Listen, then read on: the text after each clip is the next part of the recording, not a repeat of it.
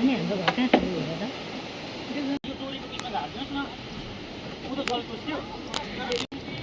लगाएर हेरौँ न है